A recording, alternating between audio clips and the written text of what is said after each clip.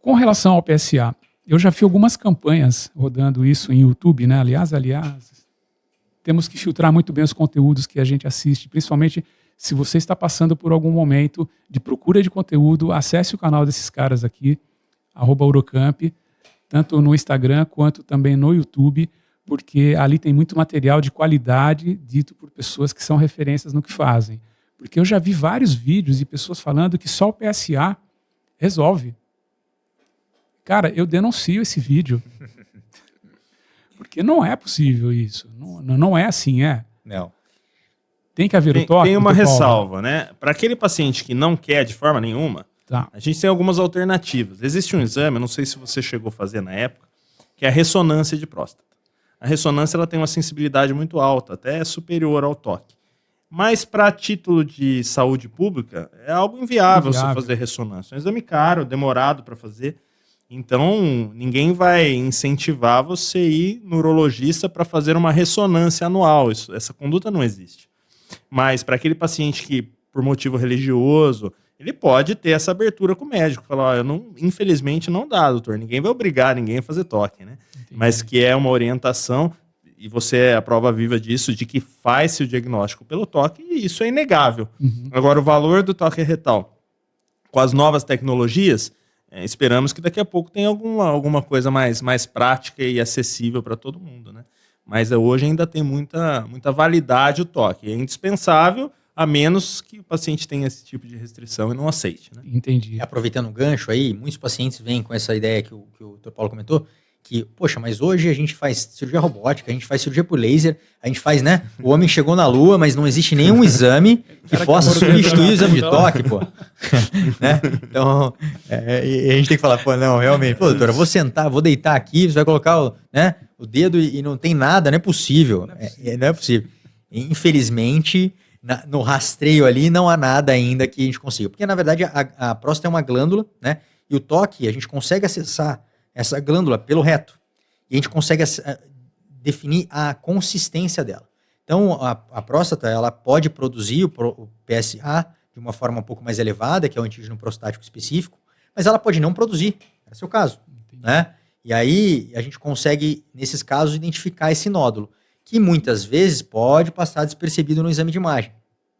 Então, o toque é primordial e, infelizmente, ainda a gente não tem nada que possa substituí-lo, não. Ainda existe um mito em relação ao homem a procurar o atendimento médico, a procurar um urologista e ter esse acompanhamento depois que ele passa a se consultar com um urologista? Na questão oncológica, você diz? Não, do trato diário mesmo. Eu digo muito por conta do... tabu do toque retal. É isso. Além do tabu do toque retal, a questão do acompanhamento da prevenção mesmo, né? As consultas preventivas. Eu vi muito isso no meu caso. Depois que eu comecei a gravar vídeos, eu fiquei assustado em ver a quantidade de amigos muito mais velhos do que eu que nunca passaram com um urologista. Eu falei, cara, como que isso é possível? Infelizmente, a gente ainda tem esse conceito de que, vou no urologista, vou deixar de ser virgem porque ele vai fazer um toque retal. Infelizmente, a gente tem isso. Acho que cada vez mais a gente está construindo, na verdade, desconstruindo esse preconceito, né? Acho que hoje menos do que era antigamente. Antigamente o pessoal muito enraizado, não fazia de jeito nenhum, mas a gente ainda encontra muitos pacientes que não só não nos procuram no consultório para fazer o segmento, né? Porque, enfim, deixou a saúde e não está preocupado com isso, ou está com medo do exame, bem como pacientes que chegam lá e falam assim, doutor, eu faço todos os exames, mas toque não. Tá? Então, eu falo, mas a importância do toque é você estar aqui, né? Então, os tumores, eles são diagnosticados, eles são assintomáticos, a gente não sente nada, então é importante você fazer o segmento. O PSA só vai dar uma sensibilidade de 70%, se a gente associar o toque, isso vai para 98%, tentando, mais ou menos isso mesmo, mas tentando convencer ele a fazer, mas muitos já falam, não, isso não quero toque. Não quero toque. Infelizmente, isso acontece, né? E realmente muitos tumores são diagnosticados no toque retal. Né? No meu caso, eu não tinha, olhando aqui para a câmera, né? Eu não tinha sinal nenhum, eu não tinha nada, desconforto não tinha nada. No toque nós pegamos. E se fosse 1 ano depois disso, eu acredito que seria muito mais grave, não? Porque ele ainda estava ali, todo encapsulado. Né? Nós pegamos na hora certa. E tenho feito essa campanha, né? Tenho feito essa campanha desde então. E vejo que muitos médicos, vocês inclusive falam bastante sobre isso também, né? Eu acredito que o caminho seja esse, não? Mais gente falando, mais gente divulgando. É isso aí. Perfeito. Parabéns pela sua iniciativa, realmente é fantástica. É importante porque você viveu isso, né? Então muitas pessoas a gente fica só nesse clichê, precisa fazer o toque, ele não entende que existe uma doença a ser curada, que pode ser curada, que você é exemplo vivo disso, né? Que, antecipando aí, não sei se já pode falar já, mas está curado. Sim.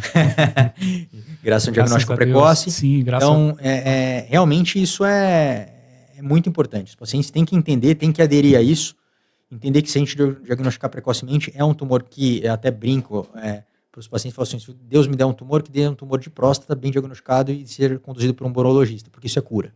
Existem dicas, algumas orientações em relação à prevenção, como qualidade de vida, isso realmente influencia? Sim. O tumor de próstata, na verdade, ele tem 5 fatores de risco, né? Então, é a idade. Todo mundo teria tumor de próstata se vivesse 150 anos, por exemplo. Tá? Então, com o passar dos anos, a próstata ela vai tendo uma chance maior de incidência do tumor. Entendi. Tá? Isso vai acontecer mais nos pacientes a partir de 50 anos, mais, né?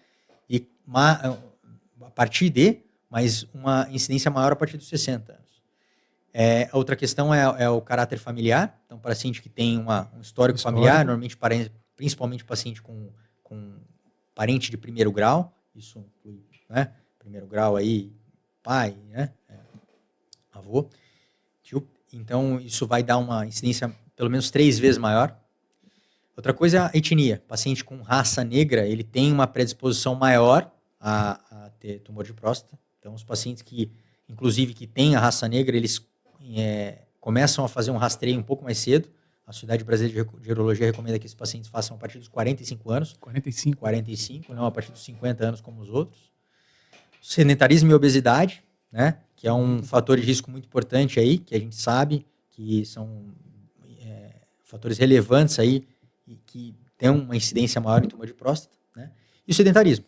Então, os pacientes que são sedentários, eles têm uma predisposição maior a tumor de próstata. Então, você aí que está pensando em cuidar da tua próstata, se não tem fator de risco, não pense que está tranquilo, não. O ideal é realmente se cuidar, né?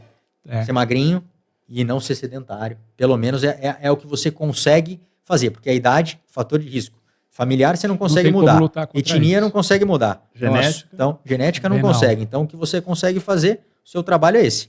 Não ser sedentário, ser magro, né? Se alimentar bem. Se alimentar bem.